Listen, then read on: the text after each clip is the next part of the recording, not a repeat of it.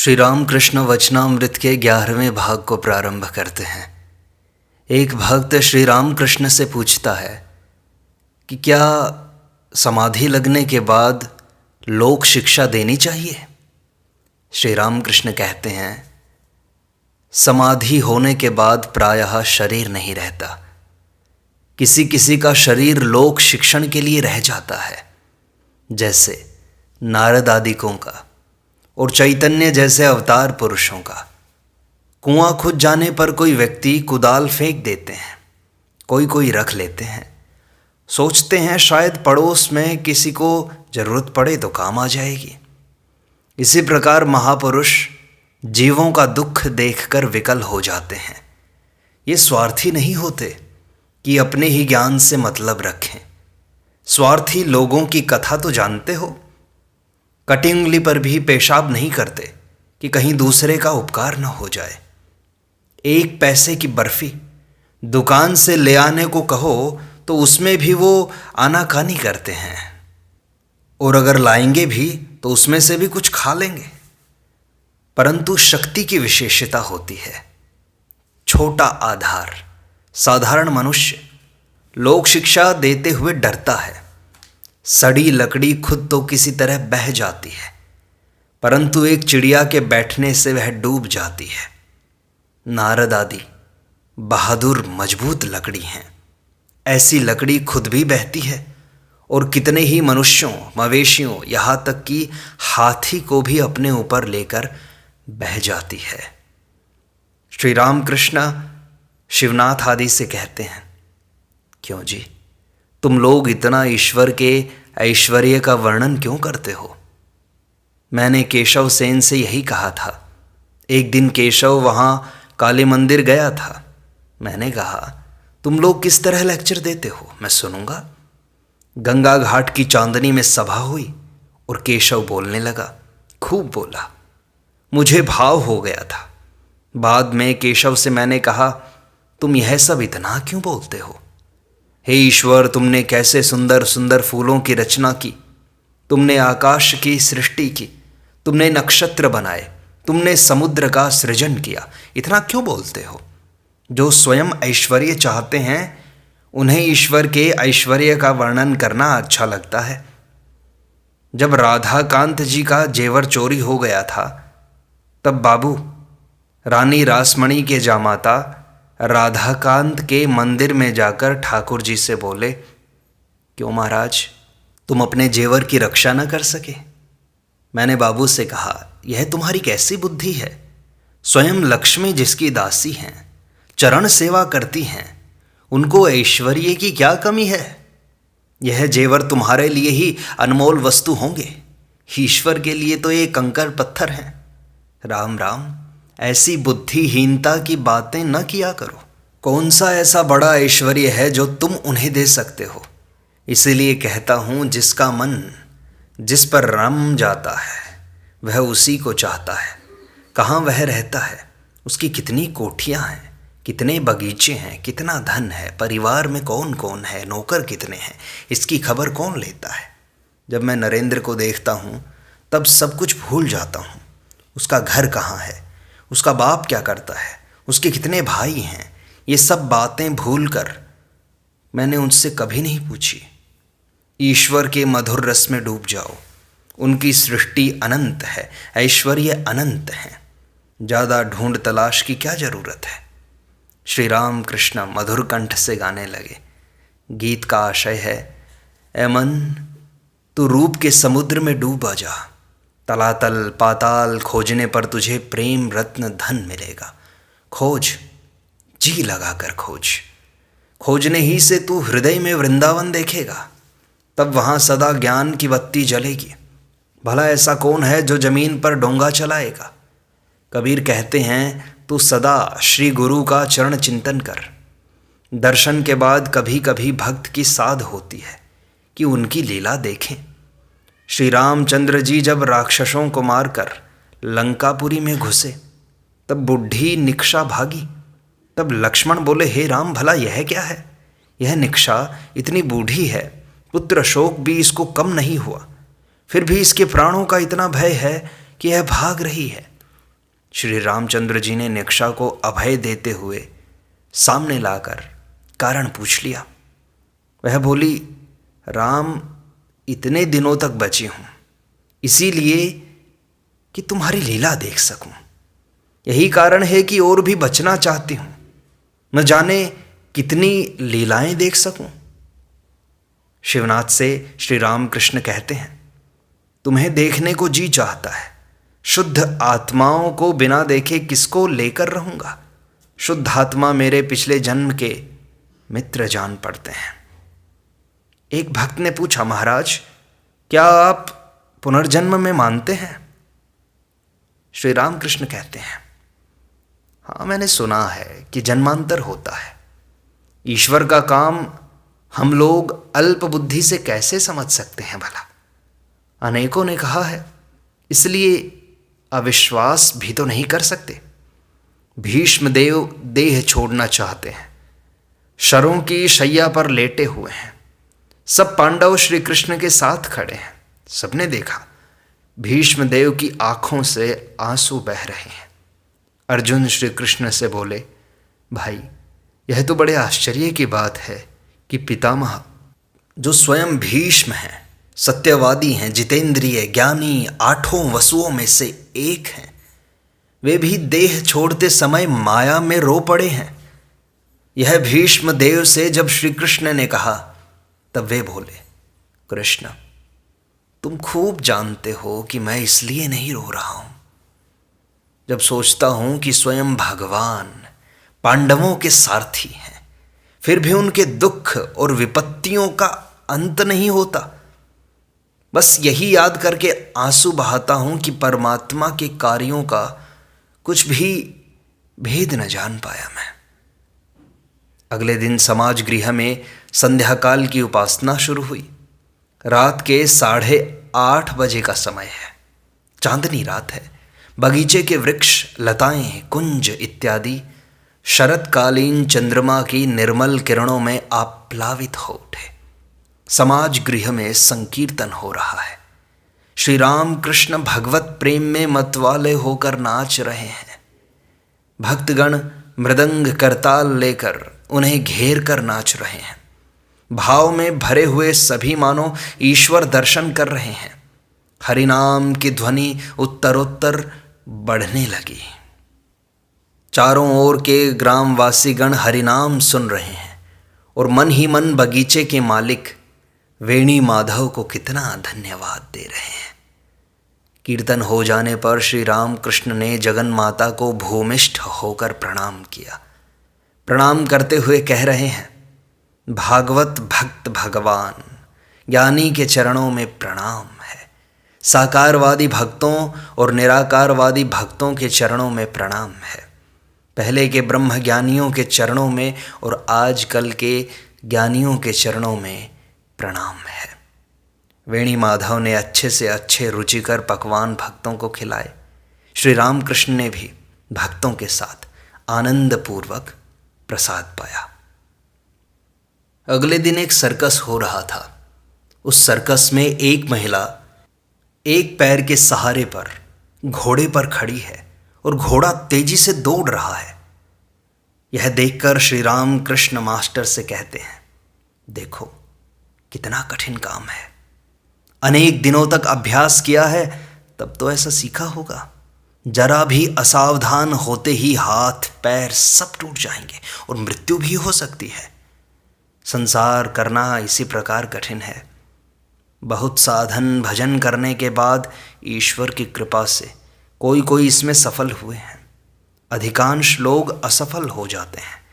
संसार करने जाकर और भी बद्ध हो जाते हैं और डूब भी जाते हैं। मृत्यु यंत्रणा होती है। जनक आदि की तरह किसी किसी ने उग्र तपस्या के बल पर संसार को जिया था। इसलिए साधन भजन की विशेष आवश्यकता है, नहीं तो संसार में ठीक नहीं रहा जा सकता। लोग विषयों में डूब जाते हैं और भगवान को भूल जाते हैं। इसलिए साधना तो करनी पड़ेगी ताकि भगवान को हम भूलें ना। श्री रामकृष्ण गाड़ी पर बैठे। गाड़ी बाग बाजार के बसुपाड़ा में बलराम के मकान के दरवाजे पर आ खड़ी हुई। श्री राम कृष्ण भक्तों के साथ दुमंजले पर बैठकर घर में जा बैठे। सायंकाल है, दिया जलाया गया है। श्री राम कृष्ण सर्कस की ही बातें कर रहे हैं। अनेक भक्त एकत्रित हुए हैं, उनके साथ ईश्वर संबंधी चर्चा हो रही है। मुख में दूसरी कोई भी बात नहीं है, केवल ईश्वर की ही बात, केवल यही बात कि बस साधना करो, संसार में रहते हुए साधना करो।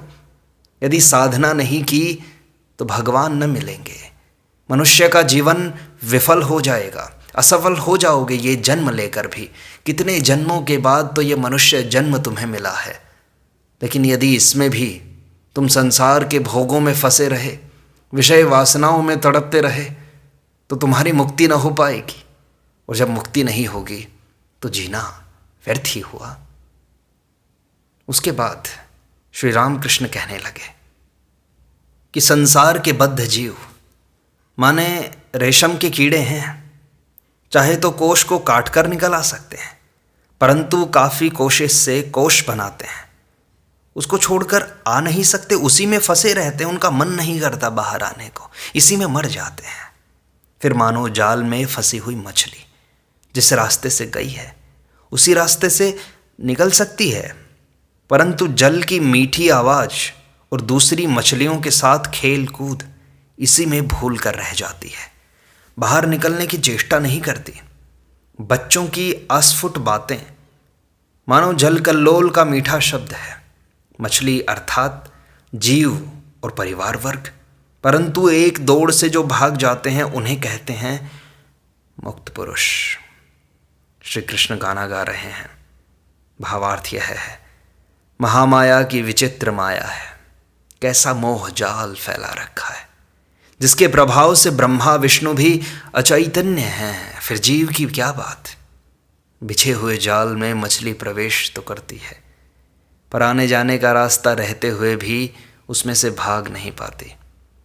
श्री राम कृष्ण फिर कह रहे हैं, जीव मानो दाल है, चक्की में पड़े हैं, पिस जाएंगे, परंतु जो थोड़े से दाल के दाने खूंटी को पकड़कर रहते हैं वे नहीं पिसते। इसलिए खूंटी अर्थात ईश्वर की शरण में जाना चाहिए, उन्हें पुकारो, उनका नाम लो, तब मुक्ति होगी, नहीं तो काल रूपी चक्की में पिस जाओगे। श्री राम कृष्ण फिर गाना गा रहे हैं, माँ भवसागर में पड़कर शरीर रूपी यह नौका डूब रही है। हे शंकरी, माया की आंधी और मोह का तूफान अधिकाधिक तेज हो रहा है। एक तो मन रूपी माझी अनाड़ी है, उस पर 6 खेवैये गंवार हैं। आंधी में मझधार में आकर डूबा जा रहा है। भक्ति का डांड टूट गया, श्रद्धा का पाल फट गया, नाव काबू से बाहर हो गई। अब मैं क्या उपाय करूं? और तो कोई उपाय नहीं देखता, सोचकर लाचार हो रहा हूं। तरंग में तैरकर श्री दुर्गा नाम रूपी भेले को पकड़ता हूं। ये भाव थे उस गीत के। विश्वास बाबू बहुत देर से बैठे थे, अब उठकर चले गए। उनके पास काफ़ी धन था, परंतु चरित्र भ्रष्ट होने से सारा धन उड़ गया। अब स्त्री कन्या आदि किसी को नहीं देखते हैं। बलराम के उनकी बात उठाने पर श्री रामकृष्ण बोले, वह अभागा दरिद्र है, गृहस्थ के कर्तव्य हैं, ऋण हैं, देव ऋण, पितृ ऋण, ऋषि ऋण, फिर परिवार का ऋण है। सती स्त्री होने पर भी उसका पालन पोषण, संतान जब तक योग्य नहीं बन जाती है तब तक उनका पालन पोषण करना पड़ता है। साधु ही केवल संचय नहीं करेगा, पंछी और दरवेश संचय नहीं करते हैं, परंतु मादा पक्षी के बच्चा होने पर वह संचय करती है। बच्चे के लिए मुख से उठाकर खाना ले जाती है। बलराम कहते हैं, अब विश्वास बाबू की साधु संग करने की इच्छा है। श्री रामकृष्ण हंसते हुए कहते हैं कि साधु का कमंडल 4 धाम घूम कर आता है, परंतु वैसा ही कड़वा का कड़वा रहता है। मलय की हवा जिन पेड़ों को लगती है वे सब चंदन हो जाते हैं, परंतु सेमल, बड़ आदि चंदन नहीं बनते। कोई कोई साधु संग करते हैं गांजा पीने के लिए। साधु लोग गांजा पीते हैं, इसीलिए उनके पास आकर बैठते हैं, गांजा तैयार करते हैं और प्रसाद पाते हैं। ये बात सुनकर सभी लोग हंस पड़े। भक्तों को देखकर श्री रामकृष्ण कहते हैं, भक्ति ही सार है। उनके नाम गुणगान का कीर्तन सदा करते करते भक्ति प्राप्त होती है। आहा, शिवनाथ की कैसी भक्ति है, मानो रस में पड़ा हुआ रसगुल्ला। ऐसा समझना ठीक नहीं कि मेरा धर्म ही ठीक है तथा दूसरों का धर्म असत्य है। सभी पथों से उन्हें प्राप्त किया जा सकता है। हृदय में बस व्याकुलता रहनी चाहिए। अनंत पथ, अनंत मत। देखो, ईश्वर को देखा जा सकता है। वेद में कहा है अवांग मनस गोचरम। इसका अर्थ यह है कि वे विषयासक्त मन के अगोचर हैं। वैष्णव चरण कहा करता था, वे शुद्ध मन, शुद्ध बुद्धि द्वारा प्राप्त करने योग्य हैं। बस विषयों में डूबे हुए मन को वो नहीं दिखते। जो मन शुद्ध हो गया, अहंकार शुद्ध हो गया, उसको ईश्वर दर्शन देते हैं। इसीलिए साधु संग, प्रार्थना, गुरु का उपदेश सब आवश्यक है। तभी चित्त शुद्धि होती है, तब उनका दर्शन होता है। मैले जल में निर्मली डालने से वह साफ होता है, तब मुंह देखा जाता है। मैले आईने में भी मुंह नहीं देखा जा सकता। चित्त शुद्धि के बाद भक्ति प्राप्त करने पर उनकी कृपा से उनका दर्शन होता है। दर्शन के बाद आदेश पाने पर तब लोक शिक्षा दी जा सकती है। पहले से ही लेक्चर देना ठीक नहीं है। एक गाने में कहा है, मन अकेले बैठे क्या सोच रहे हो, क्या कभी प्रेम के बिना ईश्वर मिल सकता है। फिर कहा है, तेरे मंदिर में माधव नहीं है, शंख बजाकर तूने हल्ला मचा दिया, उसमें तो 11 चमगादड़ रात दिन मंडराते रहते हैं। बस पहले हृदय मंदिर को साफ करना होता है, ठाकुर जी की प्रतिमा को लाना होता है, पूजा की तैयारी करनी होती है। कोई तैयारी नहीं, बस शंख बजाते हो बिना बात के। मन शुद्ध करो, फिर भगवान को बैठाओ मंदिर में और करो प्रार्थना। रो उनके लिए, 2 आंसू उनके लिए गिराओ कि हे प्रभु, हे दीनानाथ, मिलते क्यों नहीं हो। अब श्री विजय गोस्वामी वेदी पर बैठे ब्रह्म समाज की पद्धति के अनुसार उपासना कर रहे हैं। उपासना के बाद वे श्री रामकृष्ण के पास आकर बैठे। श्री रामकृष्ण उनके प्रति कहते हैं, अच्छा, तुम लोगों ने उतना पाप ऐसा क्यों कहा। 100 बार मैं पापी हूँ, मैं पापी हूँ ऐसा कहने से वैसे ही हो जाते हो, पापी बन जाओगे। ऐसा विश्वास करना चाहिए कि उनका नाम लिया है हमने, भगवान का सहारा पकड़ा है, भगवान की उंगली पकड़ी है, तो फिर वे हमें पापी नहीं बनने देंगे।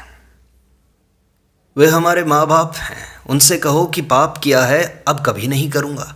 उनका नाम लो, सब मिलकर उनके नाम से देह मन को पवित्र करो, जिह्वा को पवित्र करो। तुम उन्हें उंगली थमा दो बस, वे तुम्हें इस संसार सागर से पार ले जाएंगे। बस तुम थमा कर तो देखो। तुम उंगली थमाने से डरते हो, तुम इस संसार को उंगली थमाना चाहते हो, पर भगवान को नहीं। जिस दिन तुम भगवान को अपनी उंगली थमा दोगे कि लो, कर दिया समर्पण, ले जाओ मुझे इस भवसागर से पार, तुम देखोगे कि तुम संसार के इस भवसागर से पार हो जाओगे। माया तुम्हें छू न सकेगी। इस तरह तुम भगवान को पालोगे। अगले दिन एक भक्त सूचना लेकर आता है कि एक बच्चे ने गले में छुरा लगाकर आत्महत्या कर ली। आज उसी की चर्चा हो रही है। श्री रामकृष्ण कहते हैं, देखो, उस लड़के ने आत्महत्या कर ली। जब से यह सुना मन दुखी हो रहा है। यहाँ आता था, स्कूल में पढ़ता था, पर कहता था संसार अच्छा नहीं लगता। पश्चिम चला गया था, किसी आत्मीय के यहाँ कुछ दिन ठहरा था। वहाँ निर्जन वन में, मैदान में, पहाड़ पर बैठा हुआ सदा ध्यान करता था। उसने मुझसे कहा था, न जाने ईश्वर के कितने रूपों के दर्शन करता हूँ। जान पड़ता है यह अंतिम जन्म था। पूर्व जन्म में बहुत कुछ काम उसने कर डाला था, कुछ बाकी रह गया था। वह भी जान पड़ता है कि इस जन्म में पूरा हो गया। पूर्व जन्म का संस्कार मानना चाहिए। मैंने सुना है एक मनुष्य शव साधना कर रहा था, घने जंगल में भगवती की आराधना कर रहा था। परंतु वह अनेक प्रकार की विभीषिकाएं देखने लगा। अंत को उसे बाघ पकड़ के ले गया। वहीं एक और आदमी बाघ के भय से पास के एक पेड़ पर चढ़कर बैठा हुआ था। शव तथा पूजा की अन्य सामग्रियां इकट्ठी देखकर वह उतर पड़ा और आचमन करके शव के ऊपर बैठ गया। कुछ जप करते ही माँ प्रकट होकर बोली, मैं तुझ पर प्रसन्न हूँ, तू वर मांग।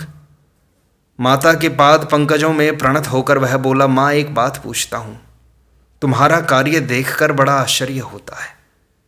उस मनुष्य से इतनी मेहनत की, इतना आयोजन किया, इतने दिनों से तुम्हारी साधना कर रहा था वो, उस पर तो तुम्हारी कृपा न हुई। प्रसन्न तुम मुझ पर हो गई हो, जो भजन साधन ज्ञान भक्ति कुछ भी नहीं जानता। हंसकर भगवती बोली, बेटा तुम्हें जन्मांतर की बात याद नहीं है। तुम जन्म जन्म से मेरे लिए तपस्या कर रहे हो। उसी साधन बल से इस प्रकार सब कुछ तैयार हुआ मिला तुम्हें, और तुम्हें मेरे दर्शन भी मिले। अब कहो क्या वर चाहते हो। एक भक्त कह उठा, आत्महत्या की बात सुनकर भय लगता है। श्री रामकृष्ण कहते हैं, आत्महत्या करना महापाप है। घूम फिर कर संसार में आना पड़ता है और वही संसार दुख भोगना पड़ता है। परंतु यदि कोई ईश्वर दर्शन के बाद शरीर त्याग दे तो उसे आत्महत्या नहीं कहते। उस प्रकार के शरीर त्याग में दोष नहीं है। ज्ञान लाभ के बाद कोई शरीर छोड़ देते हैं। जब मिट्टी के सांचे में सोने की मूर्ति ढल जाती है, तब मिट्टी का सांचा चाहे कोई रखे चाहे तोड़ दे, क्या फर्क पड़ता है। इस प्रकार सत्संग का यह भाग यहीं संपूर्णता को प्राप्त होता है। शेष अगले अंक में।